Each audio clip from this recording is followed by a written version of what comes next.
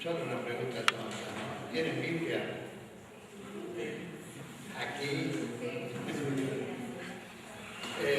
¿Sabes por qué digo esto?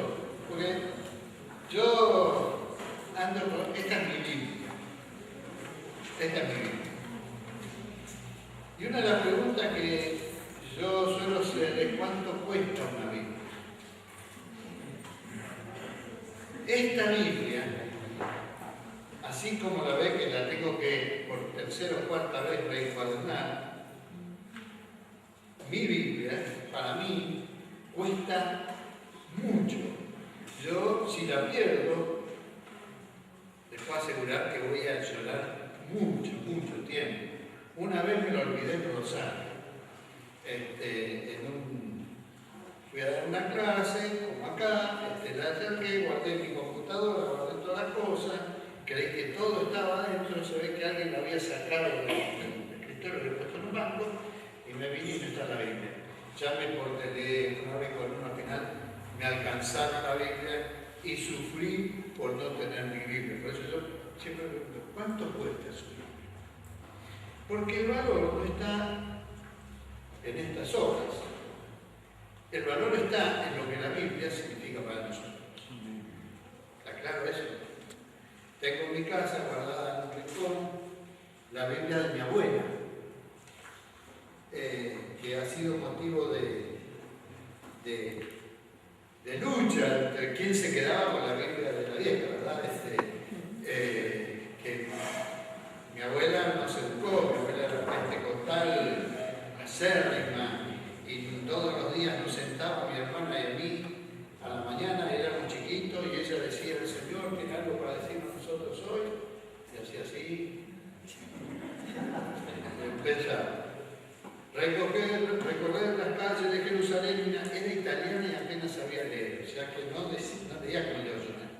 Imagínense cómo leía la vieja, mi abuela, y así leía y decía, Señor tiene algo para mí, Señor tiene, y nosotros estábamos ahí sentaditos los dos, y ella hablaba y de pronto decía, ciertamente estos son pobres, y nosotros no entendíamos nada. Pero ella decía, este es el texto, yo se lo aprendí de memoria y ese día, todo el día, repetía ese texto. Para ella, la Biblia tenía un valor muy importante porque lo usaba casi como un recetario diario. Es decir, cada día algo le decía la Biblia a ella en esa lectura que ella hacía. ¿Cuánto cuesta la Biblia para nosotros? Le damos el mismo valor. Lo que quiero hacer en esta clase es presentar un poco la Biblia y mostrar algunos aspectos que quizás ustedes, por su familiaridad con el texto, no le han prestado atención o no han tomado en cuenta. Solo algunos aspectos que quiero mencionar. Y acá, como mi computadora no va con ahí, y yo estoy más acostumbrado a ella, comenzamos reconociendo que la Biblia es inspirada por Dios y es útil. Partamos de este principio. Ustedes han escuchado muchos mensajes sobre esto, sin duda, los pastores o alguien les habrá predicado este texto de 2 Timoteo 3, la Biblia es útil para enseñar, para reprender, para corregir, para instruir en justicia. Ahora, una de las cosas que uno se pregunta es, ¿entendemos y conocemos la Biblia? Es decir, la Biblia es útil para esto, para esto, para esto. Bien, ¿entendemos y conocemos la Biblia? Cuento un ejemplo que ocurrió hace muchos años, cuando recién aparecieron las procesadoras. ¿Conocen las procesadoras? Le regalé a mi esposa, el día de la madre, una procesadora. Y con todo el entusiasmo juvenil, pusimos la procesadora, metimos el coso ahí, pusimos leche, pusimos banana, pusimos todo, apretar el botón y no andaba. Volvimos a apretar, saqué todo, apretaba el botón, no andaba. Encajoné todo y fui al negocio, no anda la procesadora. Me dice, usted no la colocó bien. Hay que girar, que haga tic. Y entonces apretaba y hacia adelante. ¿Conocemos nosotros la Biblia? Fíjense estos dos textos que yo menciono aquí como clave. Si a alguien le dan un rollo que sabe leer, le dicen, lea este rollo, y el rollo está sellado, ¿qué es lo que va a decir la persona? No puedo porque está sellado. Pero si le dan el rollo a alguien que no sabe leer, le dice, lea esto, va a decir, este texto es de Isaías, no sé leer. ¿Cuál es nuestra condición? También está el pasaje de, ¿entiendes esto? ¿Cómo voy a entenderlo si nadie me lo explica? ¿Qué es lo que ocurre? ¿Qué significa no saber leer? No sabe leer que se presenta por primera vez con la Biblia y no sabe cómo manejarse con la Biblia. Hoy es mucho más común que antes. Si yo les digo a ustedes, díganme el orden de los profetas menores. Este primero, ¿saben que hay profetas menores? Sí. Digo, solo para mencionar. Díganme el orden. Nosotros tendríamos que hacerlo. No lo hicimos este año, pero lo vamos a hacer. En el seminario, todo el que hace carrera presencial tiene que hacer un examen de Biblia. Este examen de Biblia es muy sencillo. Tienen preguntas que hay que elegir las opciones. Por ejemplo, ¿cuáles eran los hijos de Adán y Eva? Caín y Abel, Ageo y Zacarías, etc. Cosas así. Es interesante el examen de Biblia. Porque la verdad es que los nombres de los apóstoles casi no lo sabe nadie. Cuando le ponemos ahí, uno de los que está en esta lista es un apóstol. Elige cualquiera, menos el apóstol, ¿verdad? De los 12 apóstoles, ¿se acuerdan? No son tantos apóstoles, son 12, son 44. El orden de los libros de la Biblia, tampoco. Es que realmente a veces no sabemos o está sellado el texto por nuestra falta de conocimiento. Vivimos en una época donde hay una incongruencia. Primero, hay muchas más Biblias de las que antes había. Levanten las Biblias los que tienen Biblia. Miren los distintos tipos de Biblia que tenemos. Hay algunos que vi que tienen una Biblia chiquitita. Ahí tiene un hermano con una Biblia así. Otros tienen la Biblia más grande. Otros tienen distintas versiones. Hay cualquier cantidad de versiones de la Biblia. Y van a ver ustedes, ahora voy a hablar de las versiones en unos momentos. Espero que esto sea corto. No tengo la intención que sea muy largo. Tenemos más cantidad de Biblia, pero es la época donde menos se lee la Biblia. ¿O no es así? Un día con la iglesia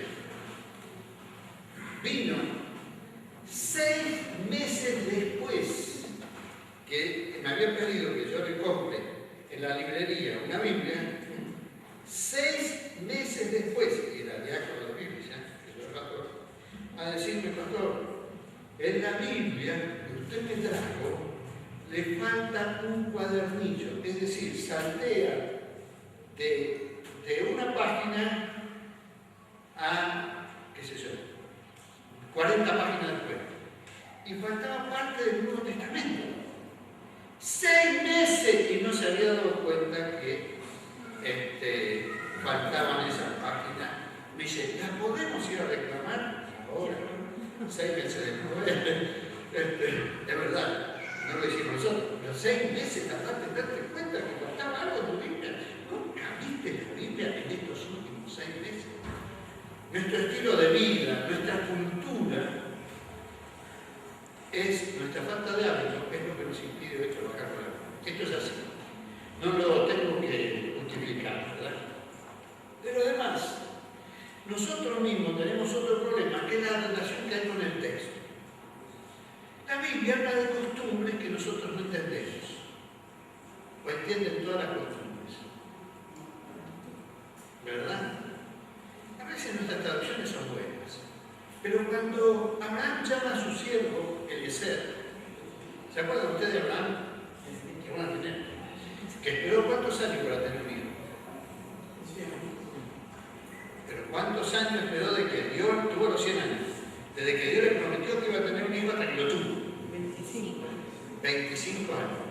¿Tenemos nuestra paciencia nosotros? Dios le dijo, vas a tener un hijo. Y él estuvo esperando 25 años. Resulta que el nene no se quería casar. Lloraba por la mamá. ¿Se acuerdan? Y Dios le había prometido que iba a ser una nación grande. Entonces, es decir, ahora que tengo un hijo, grandote, está acá llorando y lo tengo que resolver. Lo llaman de ser. Y un texto hebreo dice que le pidió que ponga su mano, Reina Valera dice, bajo el muslo. El texto hebreo dice, bajo los testículos. ¿Para qué ponga la mano? Es una cuestión rara. Lo que le estaba planteando era un compromiso donde se jugaba él también sus partes íntimas. ¿Verdad? Acá está. Lo estamos jugando esto. El otro también. Entonces decía, claro, tengo que tomar en serio, porque la consecuencia es una consecuencia dolorosa. No es tan simple lo que me va a pasar después si yo no tomo en serio este curso. Hay cosas que uno cuando lee la Biblia, ¿verdad?, dice, no las entiende. Esa es la distancia cronológica, cultural y obviamente lingüística. Porque hay frases, hay temas, estamos acostumbrados a repetir algunos de nuestros temas, nosotros decimos, la sangre de Cristo nos limpia de todo pecado. Es así. Conocemos todo el tema. Ahora, pensémoslo lógicamente si nosotros no conociéramos nada. ¿Cómo es que la sangre me limpia y no me mancha? ¿Así o no es así? Es decir, ¿cómo es que estaban todos parados y con un hisopo mancharon la sangre y tiraba sangre a todos? Yo doy un paso atrás, es decir, porque la sangre es muy difícil sacar de la ropa, ¿verdad? Cuando mancha. Hay temas allí que, por la distancia que tenemos con el texto, la cultura, la manera de ser de ellos, nos cuesta comprender. Pero al mismo tiempo, hay una metatemporalidad en la Biblia. Hay cosas de la Biblia que no las entendemos porque nos hacen bien. ¿O no es así? Porque tenemos una relación emocional con el texto. Cuando leemos Jehová es mi pastor, nada me faltará, lugar de cada pasto me da de descansar. ¿Se acuerdan de este texto? Juntaba de reposo en pastorear.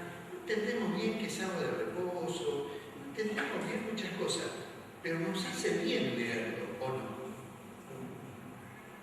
Hay un valor, hay algo, una experiencia, hay una cosa que tiene el texto que nos llega muy adentro y que no solamente es comprensión. Hay una relación emocional con el texto que es muy importante. Lo que proponemos es una lectura cuidadosa de la Biblia. Debemos encontrar lo que dice la Biblia, no lo que otros dicen que dice la Biblia. ¿Está claro lo que estoy diciendo? Esta es una de las preguntas que yo suelo hacer a muchos alumnos míos cuando estamos trabajando con algún tema. Me dicen, no, porque dice eso la Biblia. Bueno, dice eso la Biblia. Dígame si lo dice o no lo dice. Nada. Le voy a meter el dedo en el ojo. Es muy común a veces que digan, pastores que dicen eso. Espero que ninguno que está acá lo dice, pero si lo dijo alguna vez no tenga vergüenza, no son los únicos. Que en la época de Noé los hombres se burlaban de Noé, porque estaba construyendo un arca, porque nunca había llovido hasta entonces. ¿Han escuchado esa imagen alguna vez en la idea? ¿Dónde dice la Biblia eso? En ningún lugar absolutamente dice eso. Y se da por sentado. Yo estaba en un culto donde el pastor decía, porque se burlaban de Noé, que estaba construyendo un arca, porque nunca había subido ese cómo. Y yo decía, ¿cómo el pastor está dando? Me dije algo que a lo mejor se burlaban de Noé, no sé, pero la Biblia no lo dice. Saber lo que dice la Biblia, para eso hay que leerla. Nada reemplaza la lectura de la Biblia. Miren, Hay unas lindas películas que hablan de la Biblia. Nada reemplaza la lectura de la Biblia. Nada. Debemos encontrar los destinatarios receptores del texto. ¿Quién le dice qué a qué? Porque a veces uno lee algunas frases que en realidad lo que está diciéndolo es un malvado a otro malvado dándole un mal consejo. Recuerdo un mensaje que a mí me impactó mucho. El mensaje estaba muy lindo. Dice, sed hombres, decía. Era el texto. Y el hombre hablaba sobre ser hombre, valiente. En realidad eran los filisteos que se decían uno a sí mismo, o sea, actuemos como machos y matemos a los otros, ¿verdad? Y este hombre tomó ese texto, esta frase, y desarrolló toda una idea del valor y del coraje cristiano. Eso era incrédulo, malvado, que se estaban animando a hacer una maldad, y entonces tomó el texto y le pareció que era bueno decirlo. ¿Quién lo dice o qué? ¿Qué significa? El chiste de la concupiscencia es muy conocido, ¿no? Pero es más fácil decir cuando Osea le dice barbechar los campos. ¿Qué es barbechar? Supongo que todos saben qué es barbechar, porque o cuando el Salmo dice fenezca, ¿qué significa? No tanto teológicamente, dice en castellano, ¿qué significa la palabra esta? Es decir, un diccionario castellano para que nos explique eso. Pero lo más importante es tener la actitud adecuada, aceptar lo que dice la Biblia y especialmente dejarnos guiar por el Espíritu Santo del texto bíblico. Me voy a apurar porque si no voy a ir. En la Biblia hay diversidad y unidad. ¿Por qué diversidad? Hay distintos contextos históricos. Desde Abraham hasta Jesús hay 2000 años. ¿Escuchan lo que estoy diciendo?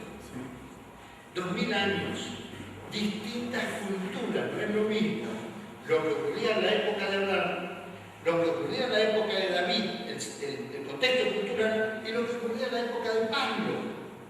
Entre cada uno de estos periodos de 1000 años hay distintas culturas, hay distintos contextos, distintos lenguajes, distintos idiomas. Y lo que es más interesante, la Biblia tiene distintos géneros literarios. Por favor, presten atención al leer la Biblia al género literario. Cuando usted toma el diario, usted considera el género literario, ¿o no? Yo lo que más me gusta leer, yo el otro día que leo un poco el diario, y últimamente ni siquiera ese día, no sé por qué lo compro, pero bueno, el domingo. Hace varios domingos que ni siquiera veo los chistes, que es lo que más me gusta leer. Veo la parte de atrás, veo lo que dice que va de vacaciones, que siempre es chiquito, que la mamá le habla, no sé cómo se llama, ya sabe que diario, ¿verdad? De la corpo. Ahora, cuando son los chistes, son los chistes. Cuando es la noticia, es la noticia. Cuando es un comentario que alguien hace, es un comentario. No identifico que el chiste sea así. Es eso, es un chiste. Y la noticia es eso, es una noticia. Y el comentario no es una noticia, ni es un chiste. Claro, un comentario parece un chiste, pero no sé. ¿Ustedes por qué le digo? Porque al leer nosotros los libros de la Biblia, tenemos que recordar que hay partes poéticas, hay partes históricas y hay profecía. No es lo mismo leer todo. El poema, el poeta siempre es una expresión de la emotividad. Yo tenía un cartel que había regalado a mi esposa, siempre lo molesto, y yo se lo había puesto enfrente, que teníamos una biblioteca justo enfrente de la salida del dormitorio, ahí estaba ese cartel, que decía: nadie antes que tú, amada mía, ni siquiera yo. Está lindo, ¿no? Pensé por un poquito. Cuando yo tengo alguna otra cosa que hacer, cuando voy a un viaje, cuando voy acá, está de antes que tú, todavía, ni siquiera yo, no voy a estar así. A mí me gusta mucho el fútbol, y si me regalan las entradas para ir a ver a San Lorenzo, y mi esposa me dice, ¿por qué no vamos a...?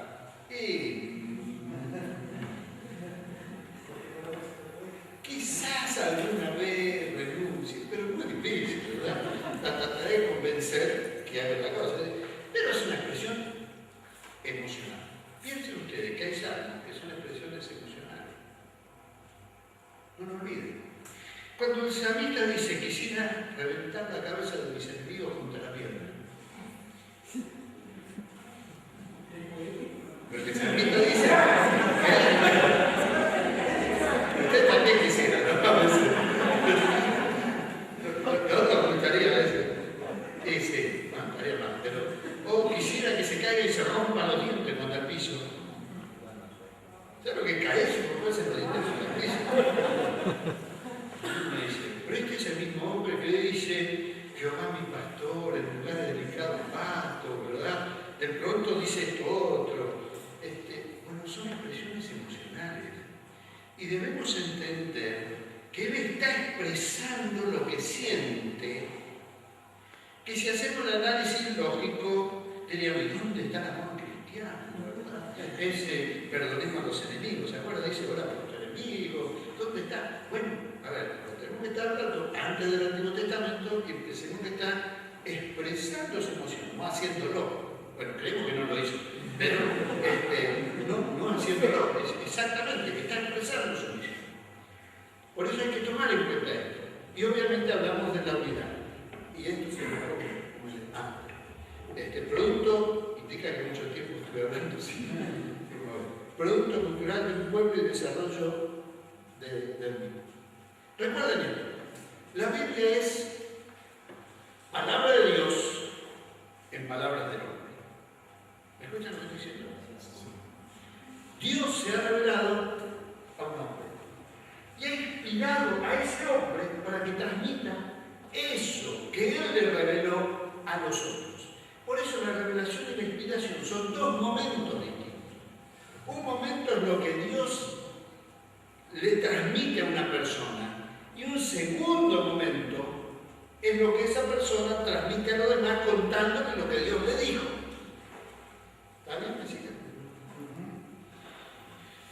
Solamente, dice la Biblia, Dios habló con Moisés cara a cara con un amigo con el otro. ¿Se acuerdan ustedes de eso?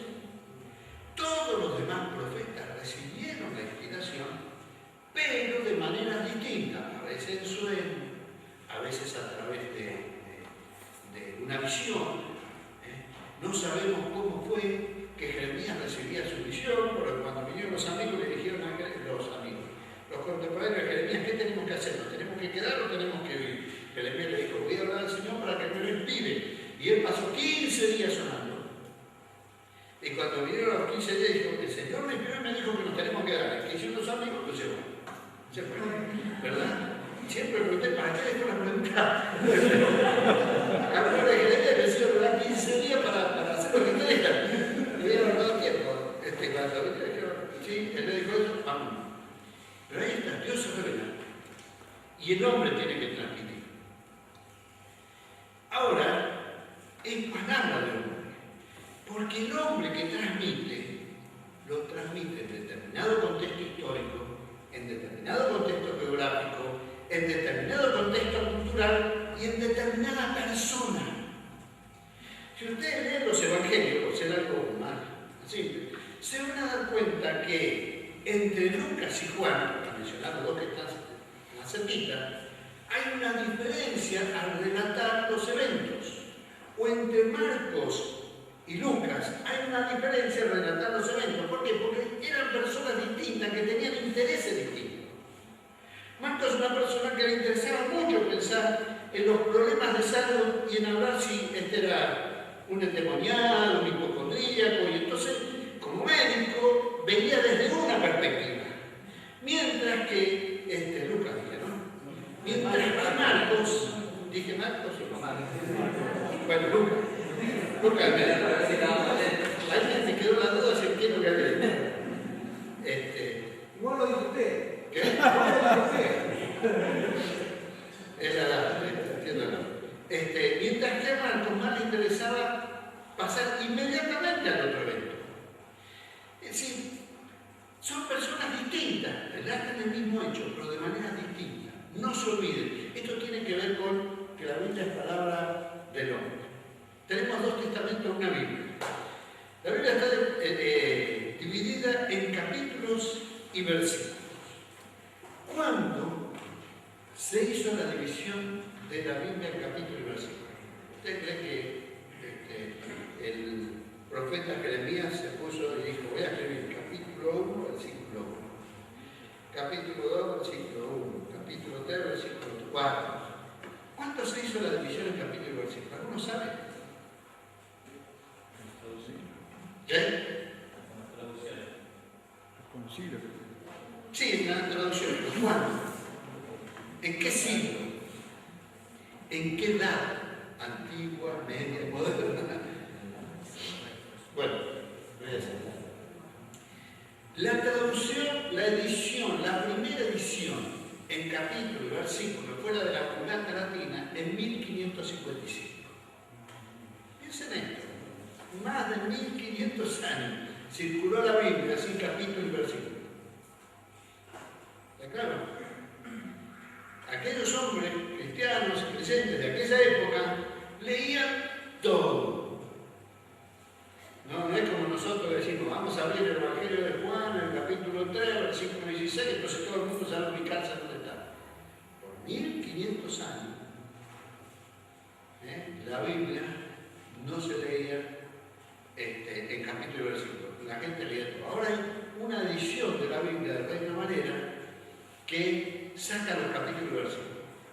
No, saca los versículos, deja los capítulos. Y hay una versión del Nuevo Testamento, les invito a que lo lean, de la nueva versión internacional, que tiene solo la división en libros y capítulos, no en versículos. Porque a veces los versículos nos traban en la lectura.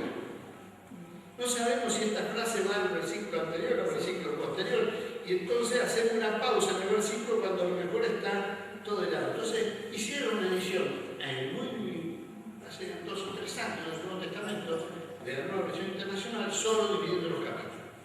Y debieron haber sacado los capítulos también, pero bueno, está bien, dejaron algo para que. Y es una versión interesante para leer, porque en esa época, recién en 1555, se esto le voy a dedicar 1 minuto máximo. El libro más corto y el libro más largo. El más largo del Antiguo Testamento y de la Biblia, los Salmos. ¿Cuántos capítulos tiene Salmos? El Nuevo Testamento, el libro más largo, es Lucas. O sea que tiene, usted me dirá, pero Mateo tiene más capítulos que Lucas. No, Lucas tiene más versículos que Mateo. Que está la diferencia, ¿no? Y así, yo tengo acá estas curiosidades que muchas veces las pongo sin. ¿Cuántos capítulos tiene el Antiguo Testamento? ¿Cuántos capítulos tiene el Nuevo Testamento? ¿Cuántos versículos del Antiguo Testamento? ¿Cuántos versículos del Nuevo Testamento? Son estas cosas que a mí me gusta prestarle atención. A lo mejor nadie más, pero bueno, está bien. Los versículos más cortos, más largos y todo eso. Recuerden que la Biblia es un milagro. Es un milagro que lo escribieron, ¿verdad?, el tipo de escritura en la época que comenzó a escribirse. Si nos remontamos a la época de Moisés, cómo era la tipografía de la época de Moisés, y nos vamos hasta Juan, el autor del Apocalipsis, las distintas tipografías, los distintos idiomas, el material sobre el que se escribía. Mucho más frágil. Hoy tenemos todas estas cosas que están aquí, pero es un material mucho más frágil. Hay un milagro en la Biblia que es un milagro que debemos recordar siempre. Allí están cómo se escribía al principio las letras, las palabras, y cómo se fueron escribiendo después.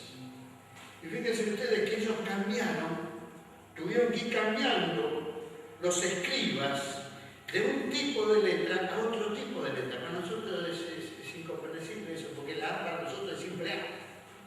¿Verdad? Es una cosita así. Bueno, pero eso primero era lo que está allí, la cabecita del buey, después fue una cosa así, después fue evolucionando de otra manera.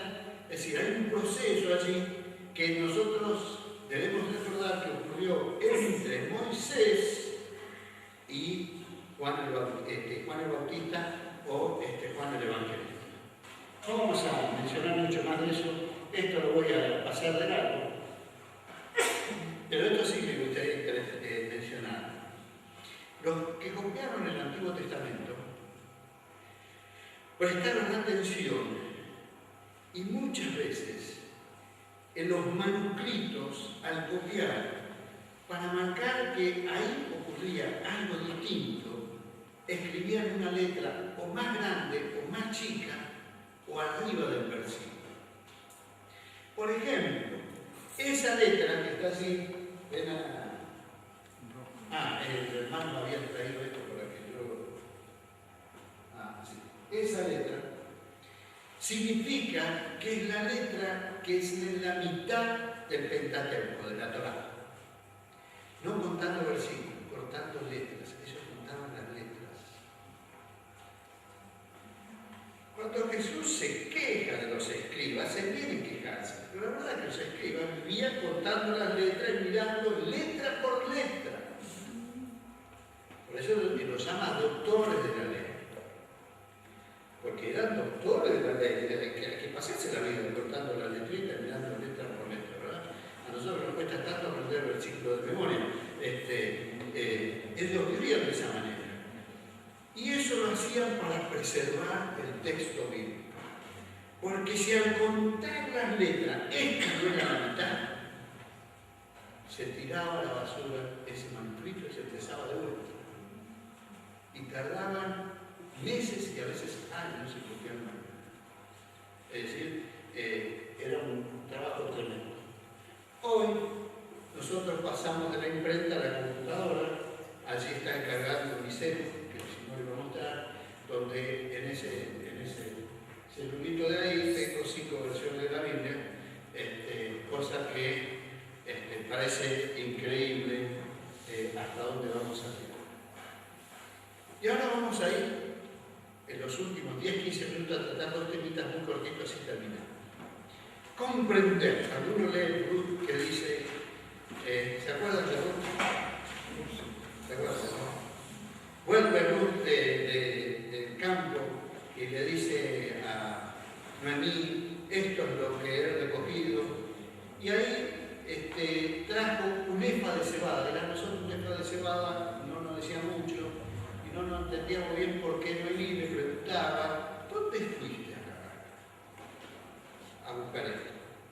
Cuando nos damos cuenta que la nueva versión internacional dice que trajo 20 kilos, nos muestra por qué Noemí se preocupó, le hizo la pregunta, ¿qué estuviste haciendo? Es una pregunta lógica. Se iba a recoger lo que se caía y se cayeron 20 kilos. Era muy lógico que cayeran 20 kilos de nadie.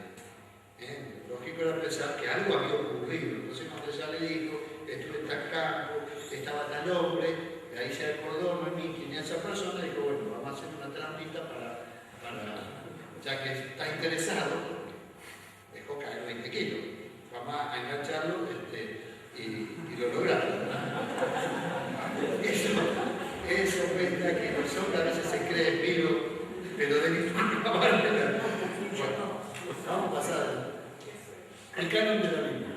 ¿Cuántos libros tiene su Biblia? Nosotros decimos que nuestra Biblia tiene 66. Para los católicos tiene 73. Para los ortodoxos puede tener hasta 77 libros. La verdad que cuando uno pregunta cuántos libros tiene la Biblia, lo que hay que preguntar es ¿quién es usted para saber cuántos libros tiene su Biblia? Yo nunca pude aprender el orden de la Biblia de los libros católicos, ¿verdad? Es bastante parecido, pero cuando entran a aparecer estos del medio que me aumentan así. ¿Cómo se formó el canon? Muy simple, palabras autoritativas, escritos autoritativos, colecciones de escritos acreditativos y luego no. Acá es lo que me voy a detener un minuto. Recuerden ustedes que la autoridad total nuestra es el texto. ¿Escuchan lo que estoy diciendo? La interpretación del texto es una autoridad derivada.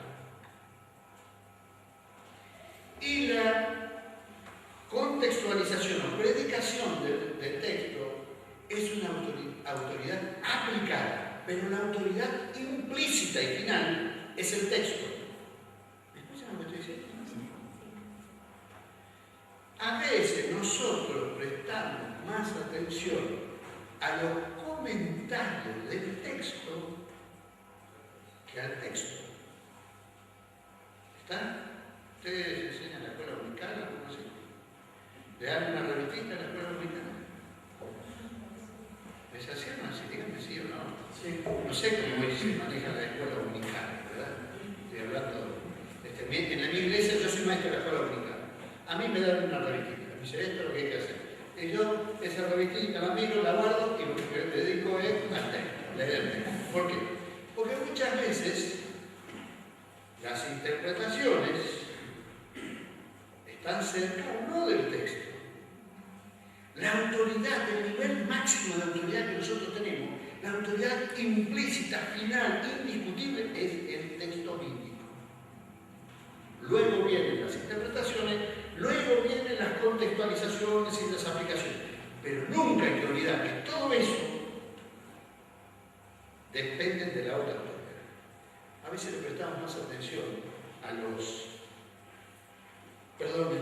compañeros, colegas pastores, a los mensajes que al texto. Es el texto, la autoridad implícita, ¿verdad? Y aquí vamos a las traducciones. Tengan paciencia en los próximos 10 minutos y terminamos. Miren. Desde la antigüedad, desde el siglo II a.C., se comenzó a traducir la Biblia y hubo distintas traducciones. ¿Por qué hay nuevas traducciones? Porque los idiomas cambian, porque hay mayor información, porque hay mayor investigación sobre la Biblia. Entonces, me puse a pensar en las traducciones evangélicas. ¿Está claro? Acá no hay ninguna traducción católica. Nosotros tenemos disponible, los evangélicos, un mínimo de 8 traducciones. Ahí está una Biblia que se llama la Biblia para Todos. Versión en Centroamérica, si no tendría que decir todos y todas, ¿verdad? Pero en Centroamérica pensaron que todo el mundo era toda. Amén. Acá está la Reina Valera, la querida Reina Valera, que además está la Reina Valera 95, la Reina Valera 2000, la Reina Valera 78, la Reina Valera 70, Reina Valera. La traducción en lenguaje actual, ¿la conocen la traducción? ¿Sí? Originalmente se trataba de la traducción en lenguaje sencillo, fue hecha para chicos de 10 años. Luego, como vieron que la compraba la gente grande, le cambiaron el nombre y le pusieron traducción en lenguaje actual. Parece que la mentalidad nuestra es de 10 años, mucha gente le gusta, ¿verdad?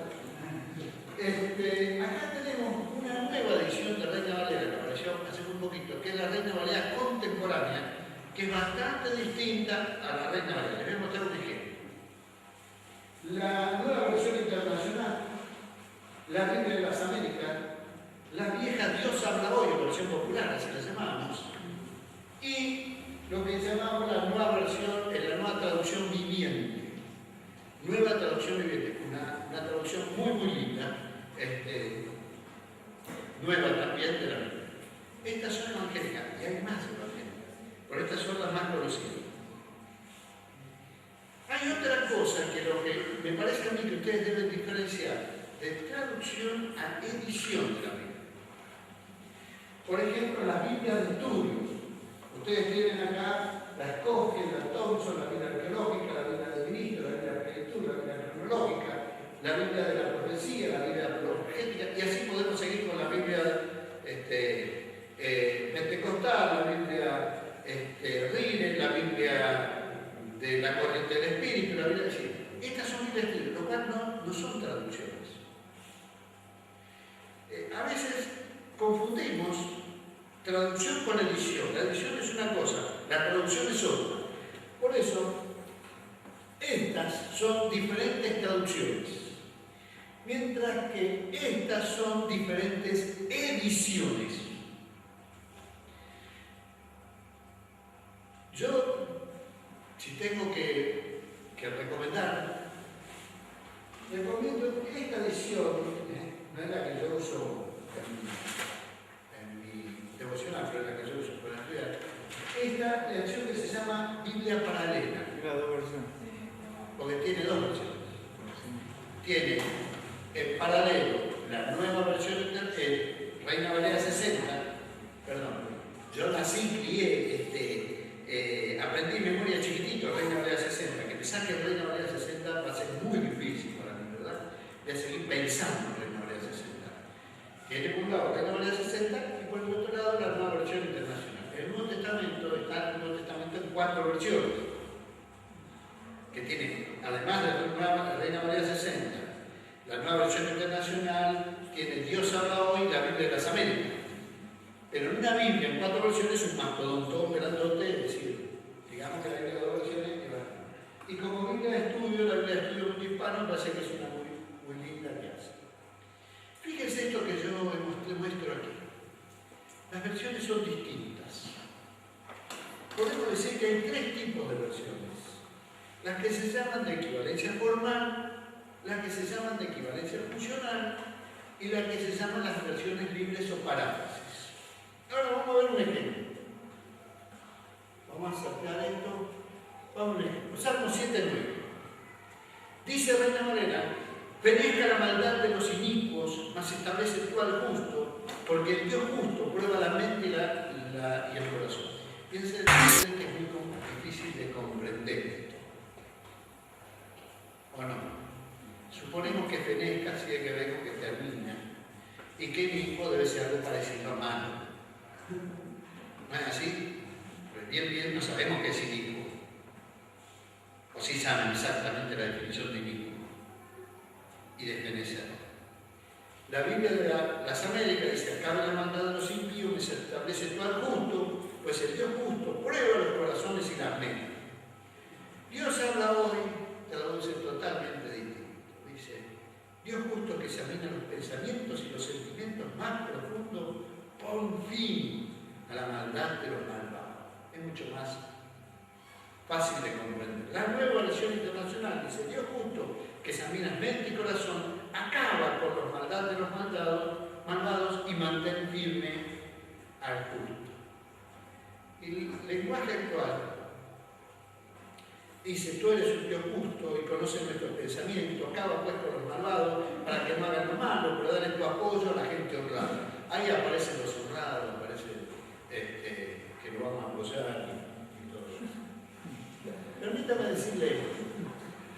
Las más literales reflejan al máximo las características de las lenguas originales. Las de equivalencia formal tratan de que eso se entienda bien en nuestra lengua.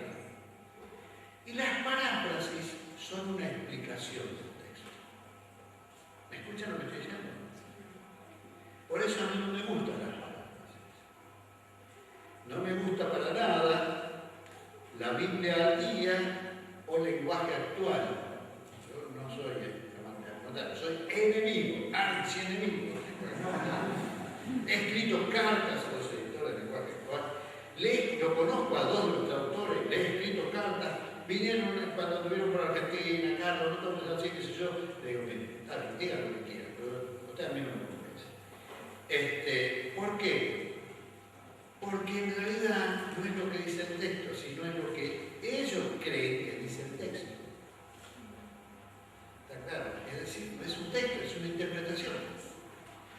En Ezequiel, un libro que yo estudié muy profundamente, ellos ponen, cuando Ezequiel dice: y el Espíritu me levantó, ellos han traducido el lenguaje actual: una fuerza me levantó. La guerra de la ganancia, ¿qué es esto? Que la fuerza de ¿qué pasa con la fuerza?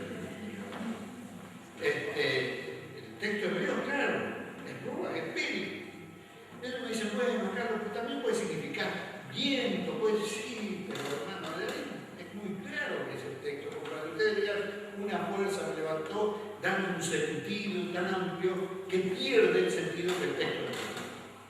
Le voy a mostrar un segundo ejemplo, que probablemente sea un ejemplo más complejo, tomando las 8 versiones evangélicas. Reina Valera 60.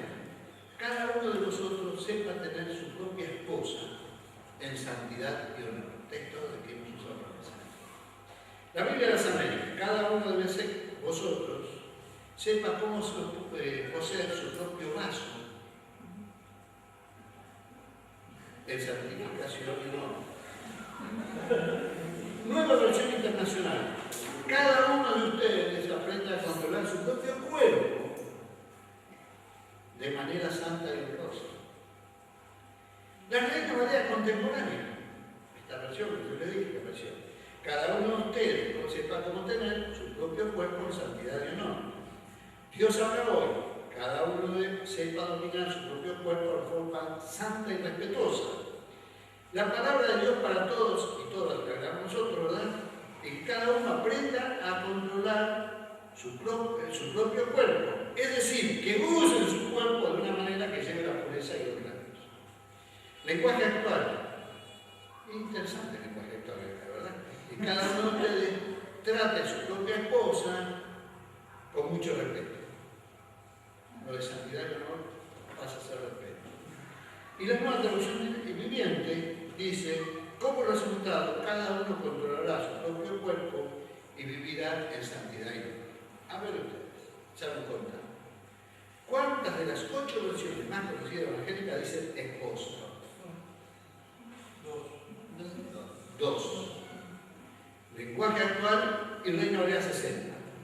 Las otras 6 versiones evangélicas dicen, 5 versiones evangélicas dicen ¿cuál? Cuerpo. Y una, vaso. En realidad, el término griego es vasija o vaso. ¿Escuchan lo que estoy diciendo? El término griego es que no significa vasija o vaso. Ahora, si vamos a decir, cada uno, como dice la Biblia de las Américas, que trata de ser lo más literal posible, pero medio incomprensible, cada uno tenga su propio vaso, en santidad y honor, ¿de qué está hablando? Pareciera que está hablando como alguien lo hacía ¿verdad? De eso. Pero recuerden que este texto es Primera Tesalonicenses 4:4, me olvidé de decir. Lean a su Biblia. Además, ustedes han escuchado este texto, y seguramente han escuchado mensajes de este texto, hablando de la santidad del matrimonio. Está bien. Recuerden ustedes que Pablo mismo dice, cuando habla de su vida y habla del presente, tenemos este tesoro ¿en qué? En vasos que no. Él habla del cuerpo como un vaso. Y Pedro, no Pablo, Pedro dice que debemos tratar a la esposa como qué. Otra vez que no, como vaso más grande. Entonces los traductores, cuando leyeron es que no, dijeron, ¿qué significa? La traducción no es tan simple, ¿verdad? Porque traducir literalmente, como hace la Biblia de las Américas, es fácil. Ahora que él entiende el que lee. Cada uno tenga su vaso en santidad y honor. ¿Y qué es vaso? Los de Reina Valera optaron por esposa, mujer, vaso más frágil. Mientras que los otros 5 optaron por cuerpo. ¿Por qué? Porque si Pablo es el que escribe y Pablo es el que dice que el vaso es el cuerpo, digamos, usemos a Pablo para entender a Pablo, mientras que las otras traducciones usan a Pedro para entender a Pablo, lo cual me parece muy lógico. De todas maneras, se da cuenta que era más fácil cuando había una sola versión de la Biblia y nadie sabía lo que decía. No lo entendía bien, pero estaba todo unificado de forma particular. Ahora que empezamos a estudiar, la cosa nos nos abre la mente, pero al mismo tiempo nos crea problemas que tenemos que aprender a resolver, ¿no? Las distintas traducciones, hermanos, son necesarias. ¿Cómo saber cuando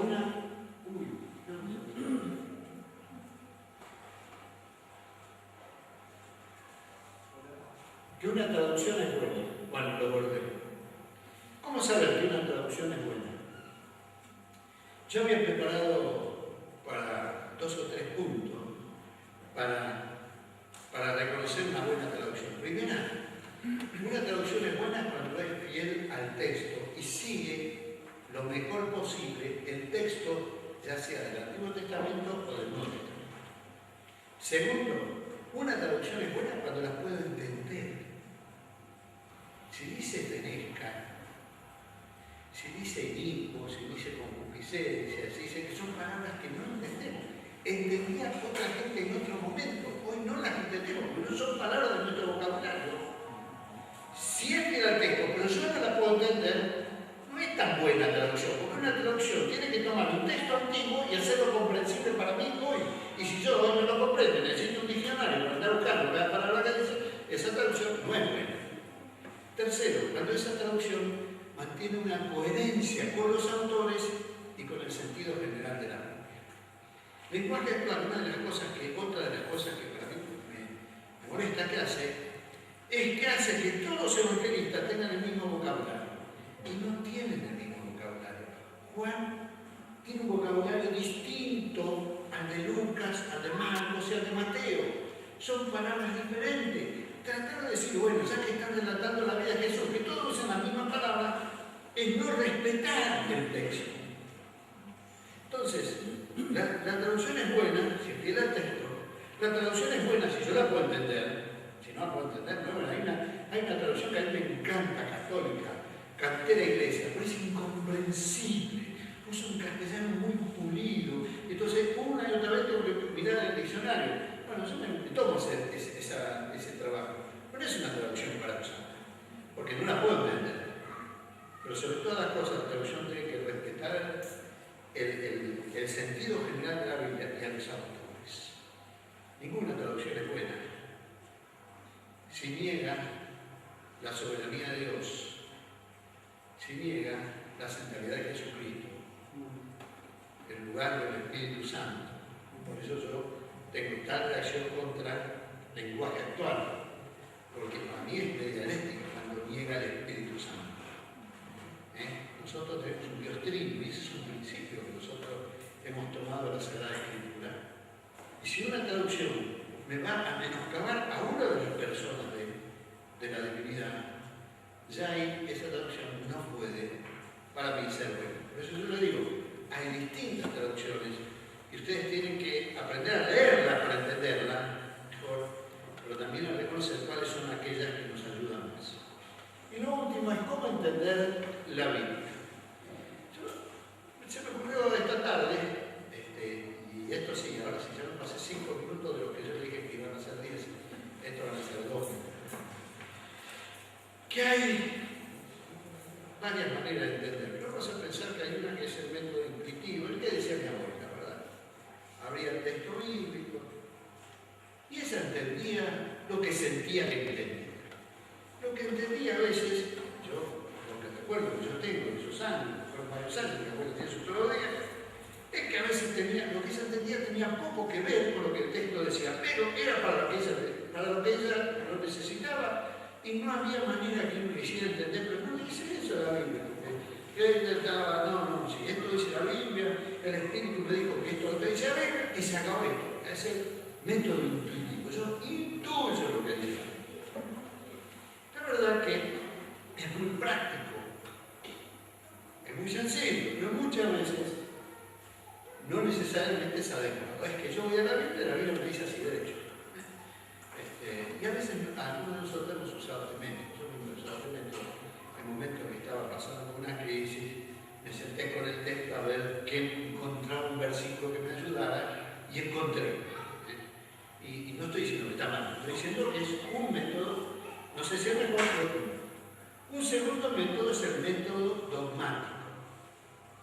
El método dogmático es cuando interpretamos las Sagradas Escrituras de acuerdo al dogma o a la enseñanza de algún grupo personal. Ustedes habrán escuchado, otra vez me meto una piedra en el zapato, espero que algún día se la saquen ustedes, esa piedra que entre los evangélicos es más habitual que digan los ángeles no tienen sexo. Eso no dice en ningún lugar. No hay ningún lugar. Además, hay mucha evidencia en la Biblia que los ángeles tienen sexo, que los ángeles son de sexo masculino y se habla de ángeles de sexo femenino. La Biblia, no yo. Lo digan, el pastor Villanueva dijo eso. No, yo le digo, eso lo dice la Biblia. Ustedes por qué no. Pero ¿por qué decimos que no? Cuando yo le digo a alguno, ¿pero qué pasa con este texto? Dice, bueno, pero ese texto hay que interpretarlo. Lo interpreta de acuerdo a su dogma.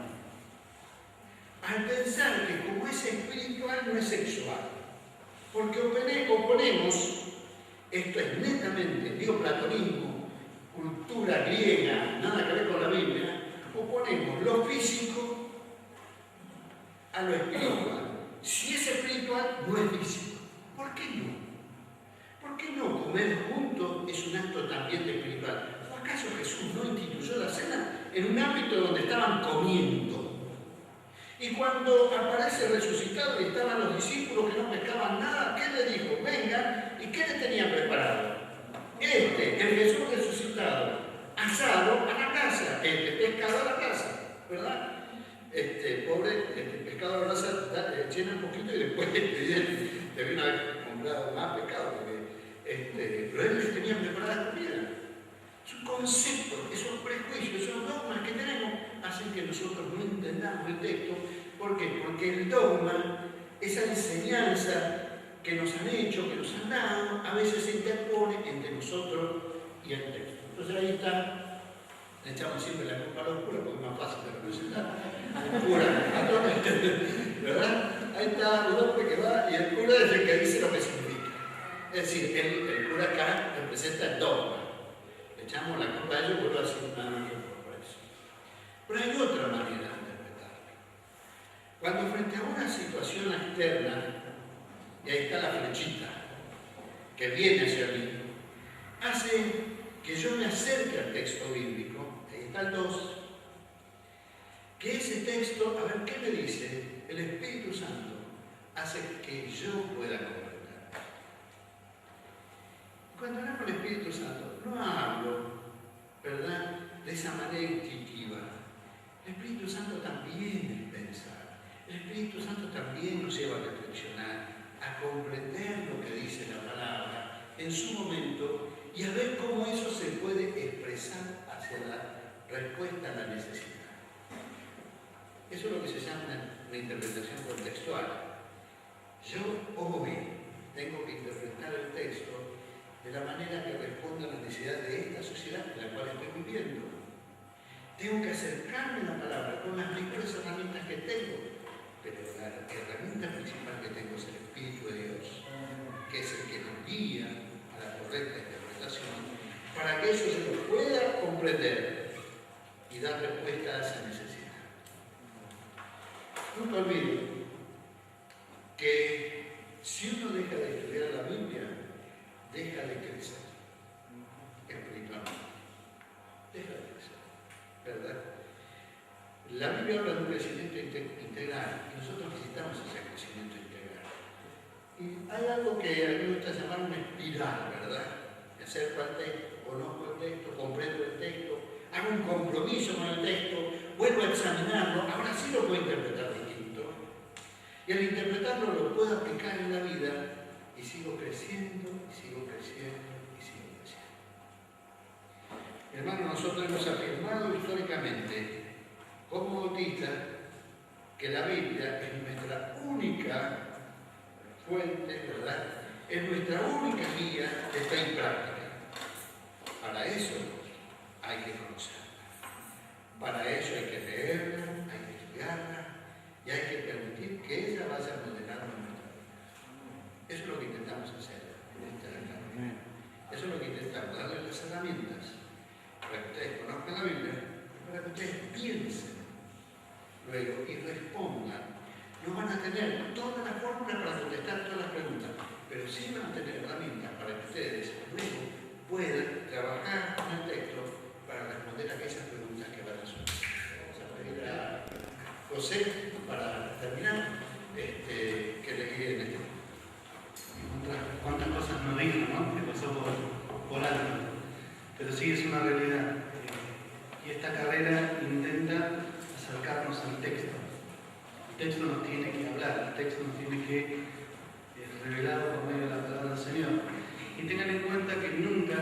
lecturas que ustedes van a hacer reemplazan al texto.